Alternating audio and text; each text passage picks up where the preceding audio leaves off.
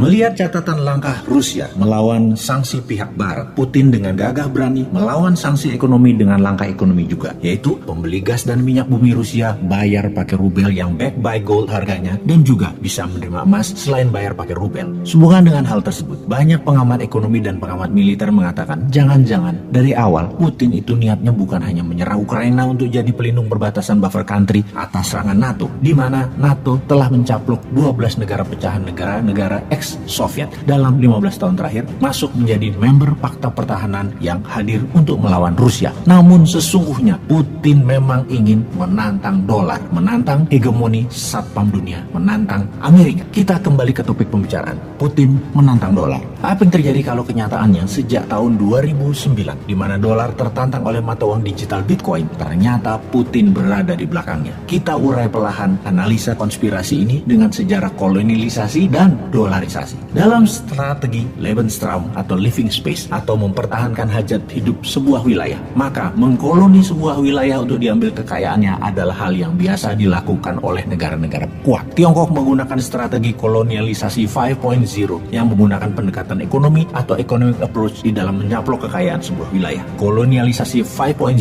ini pakai soft power, seakan membantu, seakan wilayah yang dikoloni diambil kekayaan alamnya tersebut itu dibantu dengan membantu membangun sesuatu, padahal membangun tersebut adalah membangun pakai hutang yang belum tentu produktif karena tidak ada unsur lokal yang terbangun atau yang terpakai. Paling hanya lahannya saja yang di kemudian hari akan membelit negara koloni tersebut. Rusia di sisi seberang Amerika dan sekutu juga ekspansif, namun menggunakan strategi kolonialisasinya menggunakan model kolonialisasi 3.0, yaitu yang dicaplok dijadikan negara bagian, menjadi bagian dari konfederasi. Kalau kolonialisasi 2.0 itu seperti dulu bangsa Eropa ala Belanda, Inggris, Spanyol, Prancis di abad pertengahan. Ambil wilayahnya dijadikan negara jajahan atau dijadikan koloni. Kolonialisasi 1.0 adalah cara Genghis Khan, cara Romawi, meluaskan wilayah ke negara tetangga secara fisik dicaplok, lalu penguasa lokalnya adalah orang dari pusat. Gubernur biasanya jabatannya. Perluasan wilayah yang nempel perbatasan, itu kuncinya kolonialisasi 1.0. Sementara kalau 3.0, wilayah tersebut bebas bernegaranya. Hanya tidak boleh melakukan dua hal, masalah moneter keuangan dan masalah militer. Uang moneter itu sentral, militer juga sentral. Kalau polisi lokal, pajak itu lokal. Kolonialisasi 2.0 wilayahnya jauh, yang diambil hanya kekayaan alamnya sampai miskin negara koloninya terus ditinggal. Kita kembali ke Putin menantang dolar. Terbukti sejak 10 tahun terakhir cyber army Rusia menyerang Amerika satu hari bisa lebih dari 10.000 serangan. Salah satu serangan yang berhasil adalah email Hillary dibocorkan ke publik pas minggu tenang dalam Pilpres yang membuat Hillary kemarin kalah.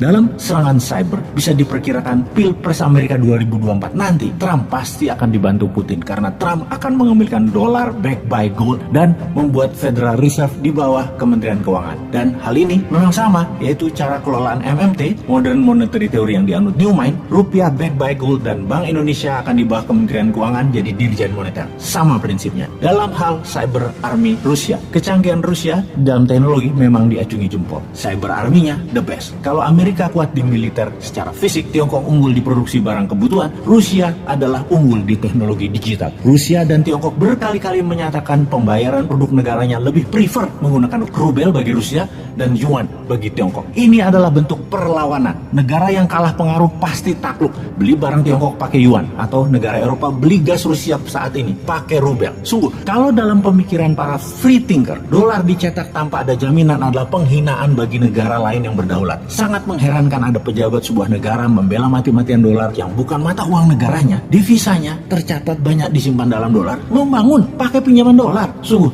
taklid buta pada dolar adalah kebodohan hakiki karena mencerminkan ketidakberanian untuk berdaulat. Kedepan Newman harus bermain lebih cantik. Hal itu semua untuk mengingatkan kita semua. Karena bener deh, dolar yang dilepas jaminan emasnya sangat tidak adil. Newman tidak suka karena Newman manusia bebas, free thinker. Kita menelaah senjata tekan berikutnya, yaitu Bitcoin. Bitcoin yang di awalnya diterbitkan sejumlah 21 juta Bitcoin, hingga saat ini sudah beredar sekitar 18,9 juta Bitcoin yang berhasil ditambang atau yang ada di dunia. Adapun Satoshi mewakili 1/1 Bitcoin. Satoshi adalah unit terkecil dari Bitcoin cryptocurrency. Ini dinamai oleh Satoshi Nakamoto, pendiri protokol yang digunakan dalam blockchain dan cryptocurrency-nya Bitcoin. Sebentar, Sebentar, kita berhenti sebentar. Kita bertanya, who is Satoshi Nakamoto? Jawabannya, ternyata tidak ada manusia realnya. Ini ciptaan rekaan semata di mana untuk menjaga kerahasiaan dan jumlah Bitcoin yang beredar selalu tetap. Maka kunci mother chain, blockchain-nya BTC atau Bitcoin dibuang, hilang. Jadi holy grail-nya cryptocurrency. Lalu kita teliti secara seksama, ternyata 70% transaksi awal-awal pembelian Bitcoin adalah akun-akun dari Rusia. Jangan-jangan memang mainannya Rusia. Nama Jepang-Jepangan ini hanya kamuflase.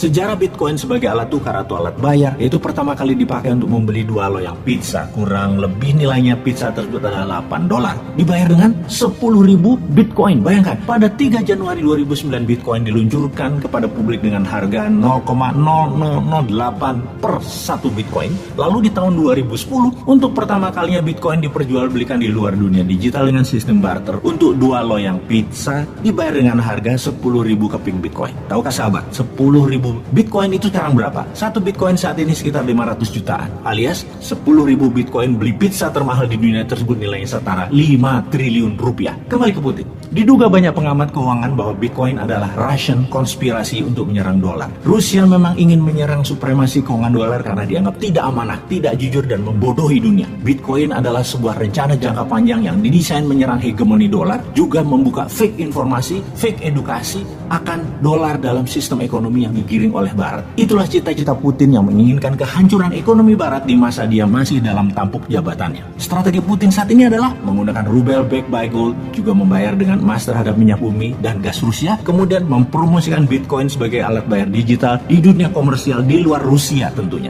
Kemarin baru saja diumumkan, Gucci, sebuah brand fashion kenamaan, menyatakan bahwa mulai bulan depan akan menerima cryptocurrency sebagai alat pembayaran. Ini adalah salah satu hasil pertemuan terakhir Putin dengan pemimpin Prancis Emmanuel Macron yang mengkode untuk Prancis memainkan cryptocurrency, di mana kemudian Gucci merespon, dan sebentar lagi Balenciaga, Bottega Veneta, Alexander McQueen, dan Yves Saint Laurent akan menerima kripto sebagai alat bayar. Sementara itu di Indonesia, walau belum sebagai alat tukar, rasanya sebentar lagi sih, transaksi kripto di Bursa Indonesia dalam 2 tahun ini meningkat tajam. Bahkan dalam catatan keuangan dari Bapepti, per hari transaksi di bursa kripto di Indonesia nilainya per hari 2,8 triliun rupiah. Dibanding dengan bursa efek Indonesia yang berdiri lebih dari 30 tahun, transaksi per hari rata-rata hanya 9 triliun rupiah. Kita bandingkan dengan New York Stock Exchange, transaksi per harinya adalah 62 billion dolar atau 100 kali transaksi di bursa efek Indonesia.